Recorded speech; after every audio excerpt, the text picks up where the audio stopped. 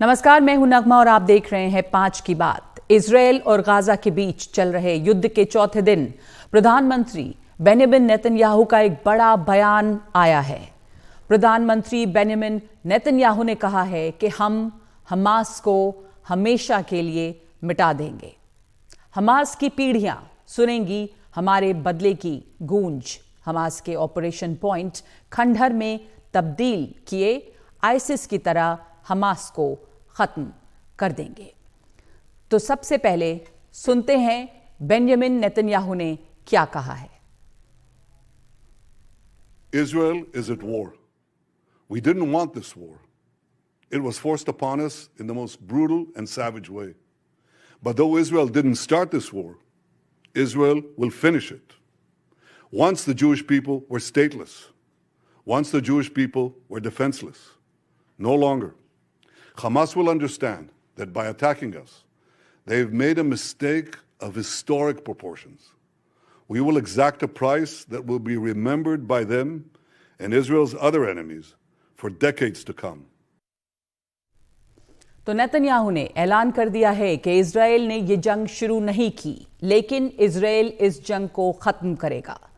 Netanyahu का ये बड़ा बयान है और नेतन्याहू के बयान के क्या मायने हैं, इस बयान को समझिए। ये दुनिया को फिर से दो खेमों में बांट रहा है। इसका मतलब साफ है, युद्ध अभी और तेज होगा। न सिर्फ गाजा पट्टी, पूरी गाजा पट्टी के आगे भी फिलिस्तीन में भी और तबाही मचेगी। अमेरिका अपने दोस्त और सहयोगी इजरायल के समर्थन में मुस्तैद है और पूरा समर्थन दे रहा है। अगर अमेरिका और इजरायल मिलकर हमास के खिलाफ ये युद्ध लड़ते हैं तो ये और कितनी तबाही लाएगा। तबाही का मंजर इजरायल और फिलिस्तीन दोनों ओर अभी से नजर आ रहा है। सड़कें सूनी पड़ी हुई हैं। वहां अभी त्योहारों का मौसम है, लेकिन मातम फैला हुआ है। इजरायल में एस्कलोन से हमारे संवाददाता उमा शंकर की ये ग्राउंड रिपोर्ट यही दिखा रही है। एश्कलोन की सड़क पे हम निकले हैं। अभिषेक जो हमारी दोस्त हैं यहीं एश्कलोन में रहती हैं, उनके साथ, और हम यहाँ उस जगह जाने की कोशिश कर रहे हैं जहाँ पे रॉकेट का जो हमला है वो हुआ था और जहाँ पे तबाही मची थी। सड़कें जो हैं यहाँ पर अभी बिल्कुल सूनी नजर आती है, लेकिन ये हालत अमूमन नहीं होता है। Today is Monday and usually how much traffic used to be on this road? Everything's supposed to be super busy, especially on this time when it's a holiday time. So the street should be roaming with people. We are right on the beach, so the beach is supposed to be very packed with people, families, group of friends, just having fun. So everyone is now forced to be inside bunker. Inside there are safe spaces at home, and if they live in old buildings, so they must stay in the bunker in their building that was built. तो ये बता रही हैं कि जो festival का समय है और इस वक्त जो है अमूमन सड़कों पे बहुत ज़्यादा ट्रैफिक और लोग हुआ करते थे, लेकिन बिल्कुल यहाँ सन्नाटा जैसा जो हालत है वो है।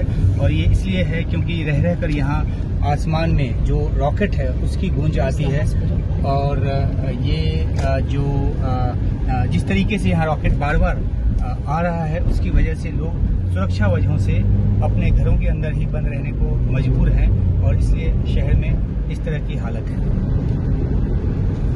You can say that all of this neighborhood, it's old. They don't have safe spaces in their homes. They have to go down to the bunker. So these are new houses. These are old houses. Yeah. Older houses from the 50s, 70s. Yeah, they don't have any safe spaces in their apartments.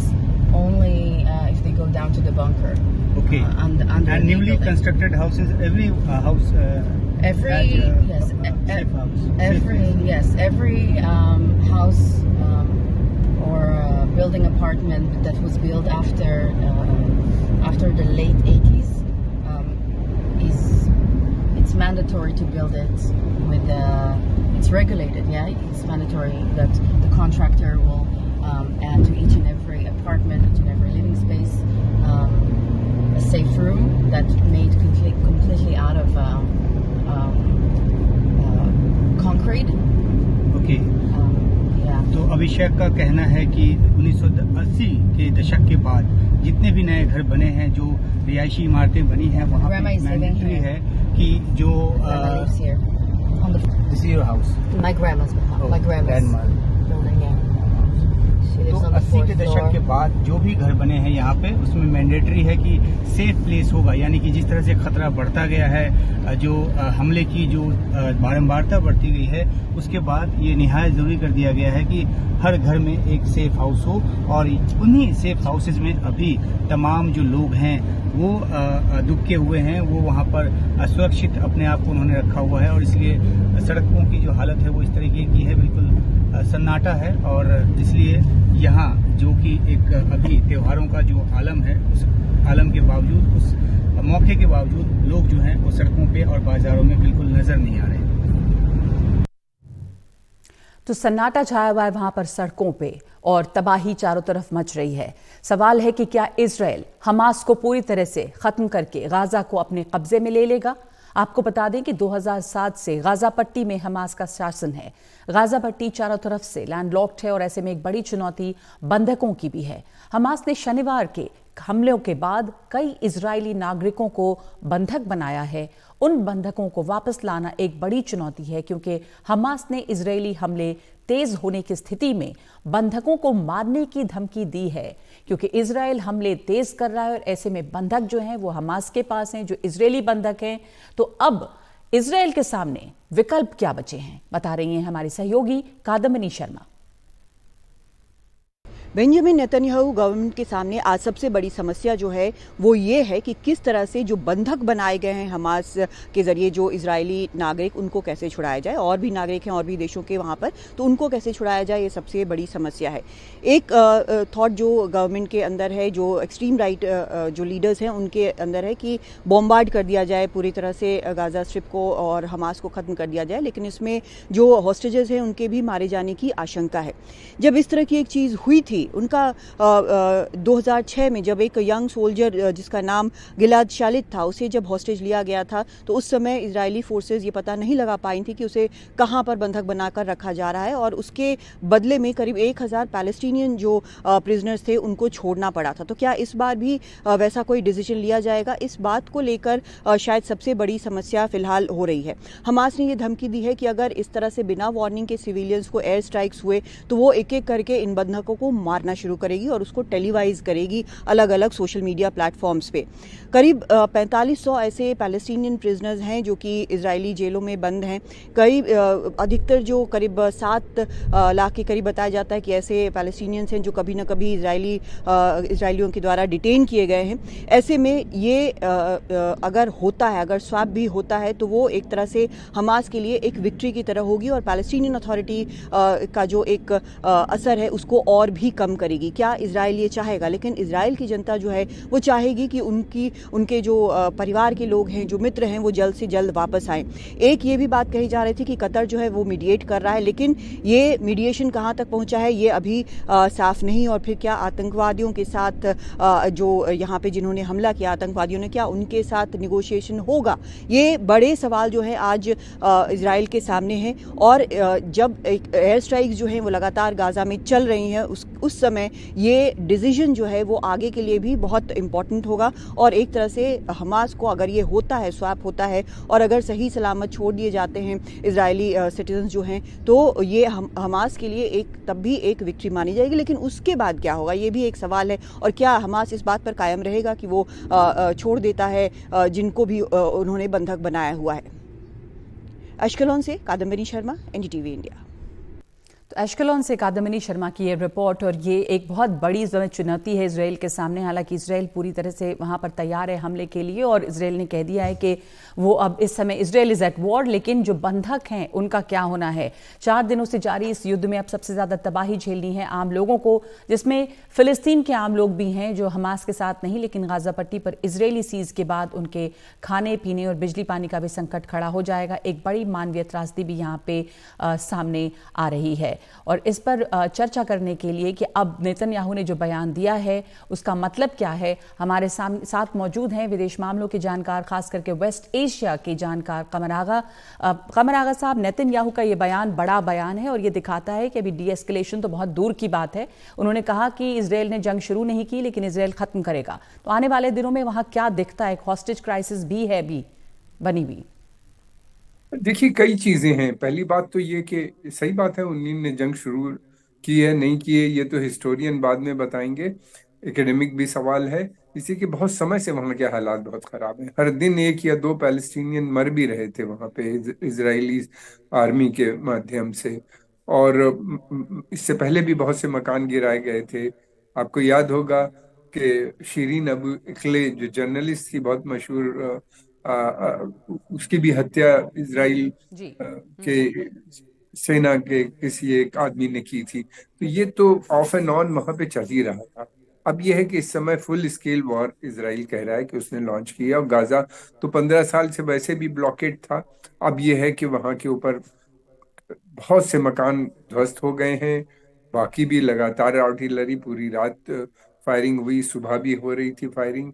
और फिर यह है कि ये, मेरे कहने का मतलब यह है कि इस तरह के कई बार हो चुके हैं। 82 में वहां पे लेबनान के अंदर इजरायलीज गए थे, और वहां पे उसके बाद उन्हीं ने तय किया था कि वो पूरी तरह से एलिमिनेट कर देंगे। जंग थी पैलेस्टीनियन से, लेकिन पैलेस्टीनियन अथॉरिटी खड़ी रही, पैलेस्टीनियन पीएलओ बनी रही। फिर उसके बाद हमने देखा उन्हीं ने कहा कि वो हिजबुल्लाह को भी खत्म करेंगे। आई थिंक 2006 में उनकी फौजें गई वहां पे और चली आई। हिजबुल्ला और स्ट्रांग हो गया। हमास के कई लीडर पहले भी मारे जा चुके हैं, और फिर उसके बाद नए कमांडर आ जाते हैं, नई नए लड़के ज्वाइन कर लेते हैं, और फिर उसके बाद और शक्तिशाली संगठन बनता चला गया। ये क्रम बहुत समय से हम लोग देख रहे हैं। तो बात अगर मैं ये ये है कि ये पूछूं कि मसला है इन इसको हमलों के बाद क्या आपको लगता है कि हमास के लिए क्या बदलेगा?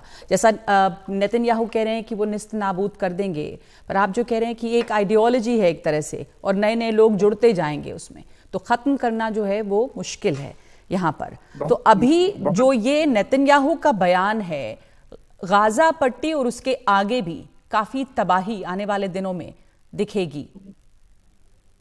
इसके मतलब ये है कि मेरा ख्याल है कि साउथ लेबनान में हिजबुल्लाह भी टारगेट है, क्योंकि हिजबुल्लाह ने भी वार्निंग शॉट्स दे दी हैं, अपनी सॉलिडारिटी शो कर दी है पैलेस्टीनियन के साथ। तो वहां भी हो सकती है क्राइसिस, एंड प्रॉब्लम वहां भी बड़ी खराब है। और वेस्ट बैंक में भी हम देख रहे हैं बराबर जिस तरीके के हालात और जिस तरह की खबरें वहां से आ रही हैं, टेंशन वहां भी बना है। अगर जरा भी कोई चीज बढ़ती है वहां, कोई मिलिटेंट स्ट्राइक होती है, इस्लामिक जिहाद या हमस भी वहां पहुंच चुका है उनकी तरफ से, या किसी और ग्रुप से, वहाँ और भी बहुत से ग्रुप हैं छोटे छोटे, कुछ करते हैं तो वहां भी जा सकता है। और तो दूसरी बात स्पिल यह कि ओवर होगा अमेरिकन आप कह रहे भी हैं अरमदा वहां पे पहुंच रहा है। अमेरिका ने भी सॉलिडारिटी की शो की है। हाँ जी हाँ, मैं यही पूछ रही थी कि आपको लग रहा है कि अब ये और स्पिल ओवर होगा? जैसे आपने साउथ लेबनान की भी बात की, इधर ईरान का भी नाम आने लग गया है, तो ये जो हमले होंगे अभी, काउंटर अटैक्स, उसका दायरा और बढ़ेगा। देखिए, ये इनका मानना ये है कि स्नेक का हेड जो है वो तेहरान में, और जब तक उस सर को नहीं काटा जाएगा, ये मैं अपना स्टेटमेंट नहीं दे रहा हूँ, ये वहां से बहुत बार आया है, तब जी। तक ये जितने मिलिटेंट ग्रुप्स हैं ये इसी तरह से चलते रहेंगे। इसलिए इनका कहना यह है कि वंस फॉर एवर एक बार उसको हमें करना, यानी वहां पे जो नेतन्याहू साहब का मानना ये, और उन्होंने ड्रिल भी की है, कहा भी है कि वो जो है जितने उनके न्यूक्लियर इंस्टॉलेशन है उनको ध्वस्त करना चाहिए। और अमेरिका के साथ मिल के भी उन्हीं ने एक्सरसाइज की, ड्रिल्स की थी कि जिसमें किस तरीके से होंगे, जो पब्लिसाइज की गई ये चीजें। फिर उसके बाद अभी प्रेसिडेंट बाइडेन ने भी स्टेटमेंट दिया चौंका देने वाला, जिसमें उन्होंने कहा कि ईरान 15 दिन के अंदर न्यूक्लियर वेपन बना सकता है। और अब अरमडा भी उनका इस क्षेत्र में आ रहा है। उसके अलावा अमेरिकन फोर्सेस भी वहां पे काफी बढ़ा दिए गए हैं, खासतौर से पर्शियन गल्फ रीजन में। ये जो कतर और बहरीन जो के हेडक्वार्टर्स हैं, कतर के अंदर एयरफोर्स का सेंट्रल कमांड का हेडक्वार्टर है, और ग्राउंड फोर्सेस जो हैं वो हैं बहरीन के अंदर। वहां पे भी संख्या बढ़ा दी गई है। पर ये गल्फ ऑफ हॉर्मुज में भी इन्हीं ने डिप्लॉय की हैं अपने शिप्स। हालात बहुत खराब हैं। कहाँ तक होगा ये कहना मुश्किल है। मैं ये नहीं कह रहा हूँ कि ईरान पे अटैक होने वाला है। सिनेरियो जो है वो बहुत खराब है। उस पूरे जी। उस और एरिया में इस वॉर ने एक जी। नई चीज ट्रिगर कर दी है। अरब जो खामोश बैठे थे उनको भी बोलना पड़ रहा है। अरब कंट्रीज के अंदर डिमॉन्स्ट्रेशंस हो गए हैं। गुस्सा बहुत है अरबों के अंदर। गवर्नमेंट खामोश रहती थी पहले, ऐसे ही इधर उधर झुटपुट स्टेटमेंट दे देती थी, लेकिन अब यह है कि उनको भी मुश्किल हो रही। और नगमा, दो बड़ी कैजुअलिटी, एक बड़ी कैजुअलिटी हो गई जो इसराइल सऊदी रिलेशनशिप की बात चल रही थी, कि दोस्ती की बात चल रही थी अब्राहम अकॉर्ड की। अब सऊदी अरेबिया के लिए बहुत मुश्किल होगा उस अकॉर्ड सऊदी को अरब ने साइन तो करना। खुल के कह दिया है, अब उसने तो बयान दे दिया है ये कि अब बहुत मुश्किल है। असल में वो नगमा शुरू से हेजिटेंट थे। उन्हीं ने जो टर्म्स एंड कंडीशन रखी थी वो बहुत सख्त थी। और इस पे इसराइल से दोस्ती करने के मतलब ये था कि उनको पूरी जो अपनी उन्हीं ने पॉलिसी पिछले कुछ समय में अडॉप्ट की थी, जैसे कि उन्हीं ने कहा था कि हम इंडिपेंडेंट फॉरेन पॉलिसी करेंगे, डी डॉलराइजेशन की बात की थी। चाइना के साथ उन्हीं ने ट्रेड शुरू कर दिया है युआन और रियाल में। फिर उसके अलावा उन्हीं ने कहा कि हमको अगर साइन कराना है तो आप हमको नेटो प्लस की मेंबरशिप दीजिए। और फिर उसके अलावा उनका था कि जो सबसे सोफिस्टिकेटेड वेपन सिस्टम्स हैं वो हमें चाहिए, वो आप दीजिए, जो न तो इसराइल दे सकता है ना अमेरिका देने पे तैयार है। और जी। अमेरिका एक ने जरूर कहा कि हम सिक्योरिटी गारंटी की बात की कि हम आपको देंगे, लेकिन वो that is not sufficient. They are not satisfied. They are now talking कि पैलेस्टीनियन सॉवरेन स्टेट हमको चाहिए। ये भी बात वो बार बार कर रहे हैं। तो वो जी। एक दूसरी ट्रेजेक्ट्री पे चला गया है सऊदी अरेबिया। जी। उसको वापस जी। लाना इनके लिए जरा मुश्किल। जी। एक और इसका पहलू आपने शुरू में ही कहा था कि यहाँ पे ये कुछ नया नहीं है, और ये नगमा, गाज़ा पट्टी जो है वहाँ पे तो ये लगातार यही स्थिति बनी रही है। कुछ जो फ़िलिस्तीनी जाने जाती रही हैं वहाँ पे, और इस डर में या इसमें वो जीते रहे हैं। लेकिन बावजूद इसके हमास जैसा जो संगठन है वो किस तरह अभी भी बना हुआ है? यानी कि मैं ये पूछना चाह रही हूँ कि अगर इजराइल जैसा मजबूत देश और ताकतवर देश चाहे तो वो निस्त नाबूद कर सकता है, जैसा कि बयान दे रहे हैं नेतन्याहू गाजा पट्टी को या हमास को, बावजूद इसके वो वहाँ हैं, बने हुए हैं और सर्वाइव भी कर रहे हैं। ये भी सुनने में पढ़ने में हमेशा आता रहा है कि चूंकि वो इसी तरह से रहते रहे हैं तो उनके वहाँ नीचे नीचे पूरी सुरंगें भी बनी हुई हैं उस इलाके में। पूरा उन्हीं ने ये इतने बड़ा ऑपरेशन करने से पहले पूरा उन्हीं ने सब काम किया होगा। सुरंगे 2 साल से इसकी तैयारी चल रही थी वेस्टर्न मीडिया के हिसाब से। 2 साल से उन्हीं ने सारी चीजें इकट्ठा की। अपने जो रॉकेट्स बनाते थे उनको इम्प्रोवाइज किया, उनकी दूरी बढ़ाई, उस पीरियड में जी। मटेरियल्स लेके आए, स्मगल हुए होंगे।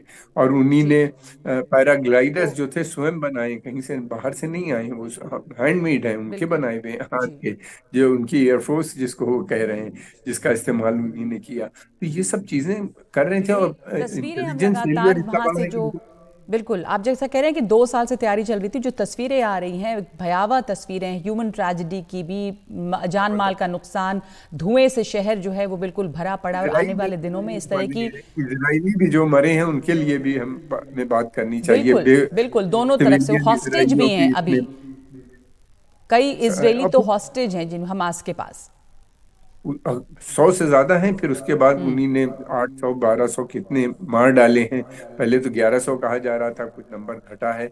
और कई हजार मैंने आपकी रिपोर्ट में तो था अभी कि एक बहुत पूरे बड़ी अस्पताल। चुनौती ये भी है कि इजराइल की तरफ से इस तरह के बयान तो आ रहे हैं, पर जो बंधकों की चुनौती है जो हमास के कब्जे में है, वो एक चुनौती जिससे इजराइल कैसे निपटेगा। शुक्रिया आपका कमर आगा साहब हमारे साथ जुड़ने के लिए। ये स्थिति और इस पर हमारी लगातार नज़र बनी हुई है जो भी हो रहा है इजराइल और गाजा के बीच में। बहुत बहुत धन्यवाद हमारे साथ जुड़ने के लिए। आगे बढ़ते हैं। हम ये जान रहे हैं कि प्रधानमंत्री मोदी से भी बात की है बेंजामिन नेतन्याहू ने, लेकिन इस समय एक अलग खबर, एशियाड पदक विजेताओं से मिल रहे हैं प्रधानमंत्री मोदी। वापस लौटे हैं तमाम खिलाड़ी हमारे। भारत का परफॉर्मेंस बहुत ही अच्छा रहा है इस बार, और इसके बाद प्रधानमंत्री मुलाकात कर रहे हैं इस एशियन गेम्स स्क्वाड से। इसके लिए हम पूरी शक्ति लगा रहे हैं। 9 साल पहले की तुलना में खेल का बजट भी 3 गुना बढ़ाया जा चुका है। हमारी टॉप्स और खेलो इंडिया स्कीम्स गेम चेंजर साबित हुई है। और मेरा तो गुजरात का अनुभव है, गुजरात के लोग एक ही खेल जानते हैं, पैसों का। लेकिन जब खेलो गुजरात शुरू किया तो ऐसे धीरे धीरे करके एक स्पोर्टी कल्चर बनने लगा। और उसी अनुभव से मेरे मन में आया था, और उस अनुभव के आधार पर ही खेलो इंडिया हमने यहां आरंभ किया और बहुत सफलता मिली। साथियों, ईस्ट एशियन गेम्स में करीब 125 एथलीट्स ऐसे हैं जो खेलो इंडिया अभियान की खोज है। इनमें से 40 से ज्यादा ने मेडल भी जीता है। खेलो इंडिया अभियान से निकले इतने सारे खिलाड़ियों का पोडियम तक पहुंचना, ये दिखाता है कि खेलो इंडिया अभियान सही दिशा में है। और मैं आपसे भी आग्रह करूंगा, आप जहां से भी हैं, वहां के स्कूल कॉलेज जब भी बात करें, हर एक को खेलो इंडिया में हिस्सा लेने के लिए प्रोत्साहित करते रहें। उसी में से उसकी जिंदगी की शुरुआत होती है। टैलेंट की पहचान से लेकर आधुनिक ट्रेनिंग और दुनिया की बेस्ट कोचिंग तक आज भारत किसी में भी पीछे नहीं है। इस समय आप देखिए, मैं अभी की बात कर रहा हूं, इस समय 3000 से ज्यादा प्रतिभाशाली एथलीट्स को खेलो इंडिया स्कीम के जरिए उनकी ट्रेनिंग चल रही है। उनकी कोचिंग, मेडिकल, डाइट, ट्रेनिंग के लिए सरकार हर खिलाड़ी को हर साल 6 लाख रुपए से ज्यादा की स्कॉलरशिप भी दे रही है। इस योजना के तहत अब करीब 2500 करोड़ रुपए की मदद सीधी एथलीट्स को दी जा रही है। और मैं आपको विश्वास दिलाता हूं, आपकी कोशिशों के लिए पैसों की कमी कभी बाधा नहीं बनेगी। सरकार आपके लिए, खेल जगत के लिए अगले 5 साल में 3000 करोड़ रुपए और खर्च करने जा रहे हैं। प्रधानमंत्री नरेंद्र मोदी एशियन टीम्स के खिलाड़ियों से, विजेताओं से मिल रहे हैं और साथ ही खेलो इंडिया के बारे में बात की उन्होंने कि किस तरह वो टैलेंट पहचानने का एक बेहतरीन जरिया बना है। इस समय 5 की बात में एक ब्रेक ले रहे हैं और हम लगातार हमारी कवरेज जारी है इजराइल गाजा के बीच छिड़ी जंग से, और इसमें बहुत बड़ी जो मानवीय त्रासदी और जो दर्दनाक कहानियां सामने आ रही हैं वो भी हम आपके सामने ला रहे हैं। दिखाएंगे आगे हमले में अपनों के खोने का दर्द।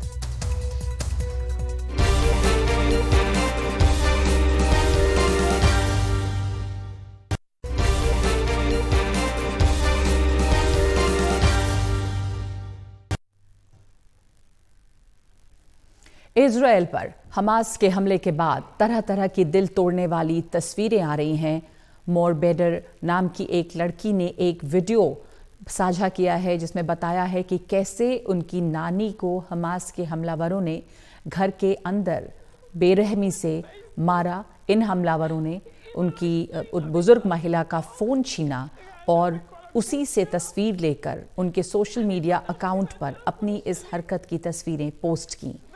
मोर को सोशल मीडिया से अपनी नानी के साथ इस बेरहमी भरे सलूक की खबर मिली।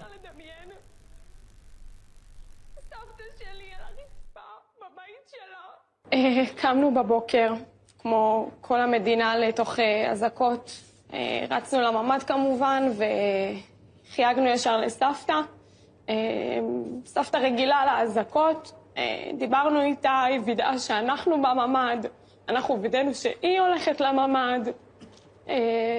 שאלנו אותה אם יש איזושהי בשורה, חריגה שעדכנו אותם חוץ מזה שיש אזעקות, כי בדרך כלל יש להם עדכונים הרבה יותר מפורטים, והיא אמרה שכרגע זה בבדיקה. ניתקנו את הטלפון, נכנסנו לממ"ד, ברגע שיצאנו מהממ"ד, דודה שלי התקשרה לאמא בצרחות, תפתחו את הפייסבוק, תפתחו את הפייסבוק. אמא לא הצליחה בכלל לפתוח, רעדה בכל הגוף שלה. אני פתחתי מהטלפון שלי וראיתי זוועה. ראיתי את האסון הכי גדול שאפשר בכלל לדמיין. סבתא שלי על הרצפה בבית שלה, רצוחה בסרטון. כל הרצפה דם. סבתא שלי שוכבת שם. המחבל פשוט לקח את הנייד הפרטי שלה, צילם אותה והעלה את זה לקיר פייסבוק הפרטי שלה. ככה התבשרנו, ככה גילינו את זה. צרחנו ברמות, כולם פה איבדו את זה, צרחנו. זה מראות הכי קשים שאפשר בכלל לדמיין ולהריץ לעצמך בראש. פשוט זה לא עוזב אותנו עד עכשיו, זה לא יעזוב אותנו בחיים. הקיבוץ עבר גיהנום. בקושי נשארו שם אנשים, כל כך הרבה חטופים, נרצחים, אנשים חפי פשע, כלום. हमास के आतंकियों की इस तरह की करतूतें सामने आ रही हैं। ये लड़की बता रही है कि किस तरह उसकी नानी को उन्होंने आकर मारा और फिर उनका ही फ़ोन, बुज़ुर्ग महिला का फ़ोन इस्तेमाल करके उनकी मौत का वीडियो बनाकर उन्हीं के अकाउंट से फेसबुक पर उसे अपलोड किया। और इतनी बेदर्दी से ये ख़बर जो है इनके परिवार वालों को मिली कि एक सोशल मीडिया प्लेटफॉर्म फेसबुक के ज़रिए अपनी नानी की मौत की खबर, अपनी माँ की मौत की खबर इनके परिवार वालों को मिली है कि उनके साथ इस तरह का हादसा हुआ है और इस तरह उन्हें मारा गया है। बहुत ही इस तरह की दर्दनाक कहानियाँ सामने आ रही हैं। ह्यूमन ट्रेजेडी बहुत बड़े पैमाने पर वहाँ पे अब सामने आ रही है। इजराइल पर हमास के शनिवार के हमले के बाद से सैकड़ों लोग लापता हैं। इनकी तलाश में इनके परिजन जगह जगह पे जा रहे हैं, जिसमें अस्पताल भी शामिल है। यहाँ पे एनडीटीवी की टीम को लड़कियों का एक ऐसा दल मिला जो अपने दोस्तों की तलाश में जुटी हुई हैं, क्योंकि ये जो हैं वो हर्ष गोल्डबर्ग, पोलिन और अनेर शापिरा इस म्यूज़िक फेस्टिवल में मौजूद थी जिसको हमास के आतंकियों ने निशाना बनाया। यहाँ पर एक म्यूज़िक फेस्टिवल चल रहा था जहाँ पर यह हमला हुआ। दोनों का अब तक कोई पता नहीं है। उनको तलाश कर रहे दोस्तों से बात की है हमारे सहयोगी उमाशंकर सिंह ने। इजराइल पर हुए हमले में जहां सैकड़ों की मौत हुई है वहां अब भी बड़ी तादाद में लोग लापता हैं। हमारे साथ दो ऐसे छात्र हैं, दो ऐसी लड़कियां हैं जिनके दोस्त जो हैं वो लापता हैं। What was the name of your friend? His name is Hersh Goldberg and he missing from Shabbat. It's like Saturday. It's 2 days ago. He has another friend. His name is Aner Shapira. That is also missing. They were in the party together in the fighting area. In that music party which was happening? Yeah. Yes, and we came for the hospital searching, finding all of our friends in all of the countries, searching them. So have you contacted the police or any government agency also? Yes, we try, but because the movements of the missing people, तो इनका कहना है कि अस्पताल यहाँ आई थी उनको ढूंढने के लिए कि शायद यहाँ वो मिले, लेकिन यहाँ नहीं मिले और ये सरकारी एजेंसियों के पास भी गई हैं, लेकिन उनके पास भी अभी जानकारी नहीं है कि जो दो दोस्त इनके मिसिंग हैं वो आखिरकार कहाँ किस हालात में हैं। कई जो इजरायली नागरिक हैं वो अभी हमास का बंधक बने हुए हैं, वो उनको गाजा पट्टी ले जाया गया है। उनमें कौन कौन है ये डिटेल अभी सामने नहीं आई है, लेकिन ये भी हो सकता है कि जो बड़ी तादाद वहाँ पर जिनको अगवा करके ले जाया गया है उनमें से जो कुछ मिसिंग लोग यहाँ एश्केलोन के हैं वो भी उसमें शामिल हों। तो अभी तहकीकात, अभी जो पड़ताल है वो चल रही है, लेकिन सिचुएशन ऐसा है कि जानकारी जुटाना मुश्किल हो रहा है सरकार के लिए भी, और सबकी उम्मीद यही है कि जो गायब हुए हैं, जो मिसिंग हैं, जो लापता हैं, वो जहाँ भी हैं सुरक्षित रहें और जल्दी घर लौटें। एश्केलोन से Umashankar Singh, NDTV India. Israel और हमास के बीच जारी लड़ाई का एक नया वीडियो सामने आया है। इसमें हमास के आतंकवादी इजराइल के कई इलाकों में गाड़ी से भागते हुए दिखाई दे रहे हैं, लेकिन इजराइल पुलिस के जवान बाइक से उनका पीछा करते हैं। आप इस वीडियो में देख रहे हैं जहां पर इजराइल के जो पुलिस फोर्सेस हैं, पुलिस के जवान हैं, वो बाइक से इन लोगों का पीछा कर रहे हैं, जबकि जो आतंकवादी हमास के हैं वो कई इलाकों में गाड़ी से भाग रहे हैं और इनका पीछा करते हुए उन्हें ढेर कर देते हैं। वीडियो में कार में हमास के आतंकी भागते हुए नजर आ रहे हैं। मोटरसाइकिल से पुलिस पीछा कर रही है और मोटरसाइकिल चलाते चलाते ही उन पर फायर करती है। הרכב הפייג'וט תיקל, שתי מחבלים מחוסנים ברכב, הרכב היה עם צ'קלקה עליו, נראה על פניו שזה מחבלים.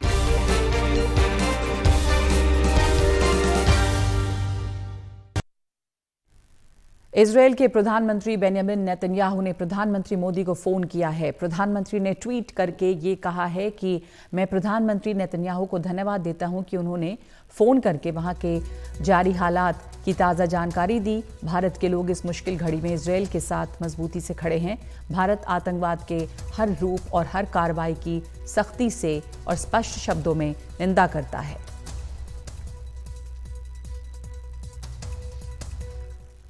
लेकिन भारत में फ़िलिस्तीन के राजदूत हैं अदनान मोहम्मद ज़ाबेर अबू अलहज़ा। फ़िलिस्तीन के राजदूत ने हमास के हमले को वेस्ट बैंक में इजरायल की कार्रवाइयों का जो सालों से चल रही हैं उसका नतीजा बताया है। एनडीटीवी से बातचीत में एम्बेसडर ने ये कहा है कि वो इस संकट का शांतिपूर्ण समाधान चाहते हैं। इजराइल और फिलिस्तीन के बीच युद्ध छिड़ा हुआ है, अगर कहें तो इजराइल और हमास के बीच। शनिवार को हमास की तरफ से इजराइल पर हमला हुआ और उसके बाद से इजराइल ने भी बहुत तगड़ा पलटवार किया है। हर वक्त हर मिनट आम सिविलियंस, आम लोगों की जान भी जा रही है, जिसमें बच्चे और महिलाएं भी शामिल हैं। ये जंग कहां जाकर रुकेगी, इस पर हमारे साथ बात करने के लिए एक्सक्लूसिवली फिलिस्तीन के भारत में उच्चायुक्त अबू अलहज़ा साहब हैं। इनसे एक्सक्लूसिव बातचीत करेंगे, समझेंगे कि फिलिस्तीन का पर्सपेक्टिव क्या है, फिलिस्तीन क्या चाहता है और उनकी तरफ से कैसे ये युद्ध खत्म होगा। How do you see the situation now sir? Because today just now a statement has come from spokesperson of Israel that they have recovered bodies of 1,500 Hamas operatives from in and around area of Gaza Strip. How do you see this act of Hamas?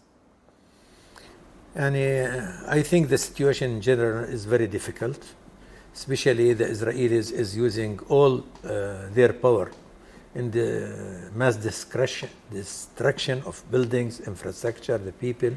They have killed lots of civilian people in Gaza Strip. And Netanyahu today we're calling the Palestinian in Gaza to immigrate to Egypt. So the situation in general, it's sure it's difficult.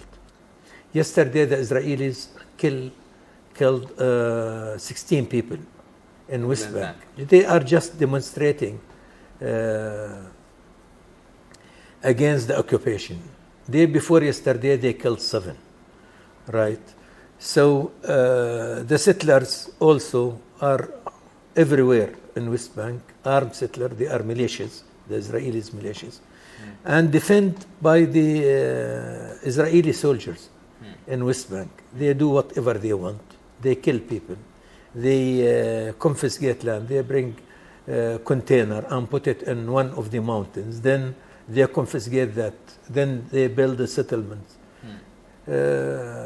So the situation in West Bank is the reason what was happened now in Gaza.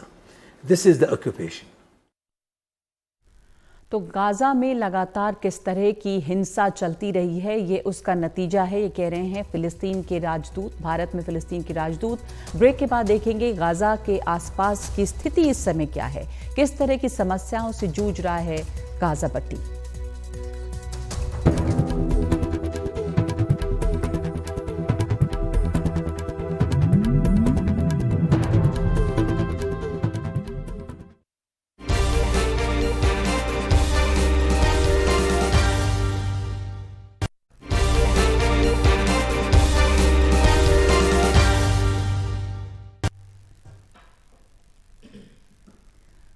Hamas के हमले के बाद Israel ने Gaza को चारों तरफ से घेर लिया है और इस कदम से गाजा पट्टी किस तरह की समस्याओं से जूझ रहा है।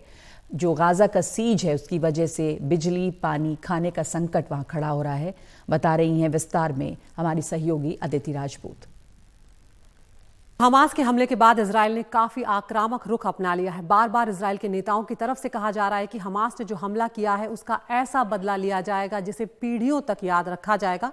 और साथ ही इजरायल ने एक बड़ा फैसला लेते हुए हमास में सप्लाई बैन कर दी है, जिससे वहां को के जो लोग हैं उन्हें आने वाले दिनों में मुश्किल होने वाली है। तो एक नज़र डालते हैं कि भौगोलिक रूप से किस तरह से गाजा इजरायल पर निर्भर है, क्या है गाजा की मुश्किलें।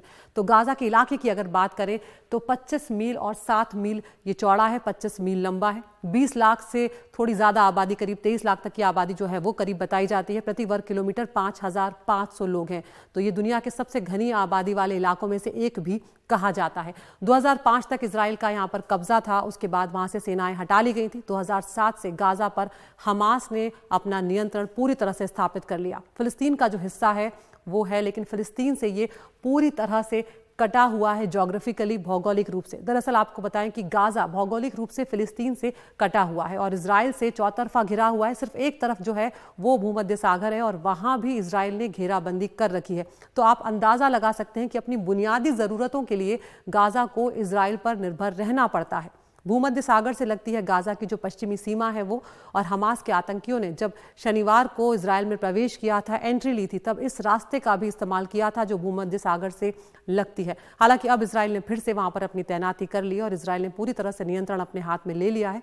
लेकिन चारों तरफ से घिरा होने के चलते इजराइल से गाजा जो है वो पूरी तरह से उस पर निर्भर भी है, अपने खाने पीने और सामान को लेकर, और यहाँ तक कि बिजली की जो आपूर्ति है उसके लिए भी। इजराइल ने किस तरह से घेराबंदी की है, जो बड़ा फैसला लिया है, उसके बारे में भी आपको बताते हैं। हमले के बाद गाजा की जो नाकेबंदी है वो पूरी तरह से कर दी। अब इस नाकेबंदी में क्या क्या शामिल है? बिजली कट कर दी गई है, पानी की सप्लाई जो है वो इजराइल की तरफ से काट दी गई है, भोजन, पानी, दवाइयाँ जो भी इजराइल की तरफ से वहाँ जा रहा था वो सब की सप्लाई जो है वो बंद कर दी गई है। केम फ्लेम चेक पॉइंट्स, एक बड़ा चेक पॉइंट होता था दोनों तरफ से जहां से ये सप्लाई होती थी, और ये वो चेक पॉइंट था जो इजराइल और गाजा के बीच में कड़ी के रूप में काम कर रहा था। तो यहाँ पर भी सप्लाई को इजराइल ने अब बंद कर दिया है। तो ये एक बड़ी समस्या हो गई। इस चेक पॉइंट को इजराइल ने बंद किया है, उसके बाद से सप्लाई चेन जो है वो और ज़्यादा प्रभावित हुई है। रविवार को वेस्ट बैंक बॉर्डर को बंद कर दिया गया। कई दूसरे शहरों से जो एंट्री पॉइंट्स जो हैं वो भी अब सील कर दिए हैं इजराइल ने। अगर जो प्रमुख शहरों की बात करें तो रामल्ला, अलबीरह, नाबलुस शहर जो हैं उसके प्रवेश द्वार भी अब इजराइल ने बंद कर दिए हैं। यानी कि अब कोई भी एक जगह से दूसरी जगह जा नहीं सकता है, वो पूरी तरह से वहीं पर बंद रहेंगे। और उसके बाद वहाँ पर जब सप्लाई बंद हो जाएगी तो वहाँ पर लोगों को धीरे धीरे मुश्किलें आने वाली हैं। जो प्रवेश द्वार है, जो एंट्री गेट है, उसकी तरफ से आने वाली हर गाड़ी पर इजराइल की तरफ से फायरिंग की जा रही है। हमास के नेता अली बेरेकेह ने बेरूत में बयान दिया है कि इस घेराबंदी या सप्लाई बंद करने का उन पर कोई असर नहीं पड़ेगा क्योंकि उनके पास सप्लाई मौजूद है। और साथ ही उन्होंने इजराइल को धमकी देते हुए कहा है कि हम तो तैयार हैं, लेकिन क्या इजराइल के लोग लंबे वक्त तक बंकर में रह सकेंगे? तो दोनों देश आमने सामने हैं, लेकिन खामियाजा जो है वो दोनों देशों की जनता इस वक्त भुगत रही है और ज्यादा मुश्किलें गाजा में रह रहे लोगों को आने वाली है सप्लाई के बंद होने के चलते।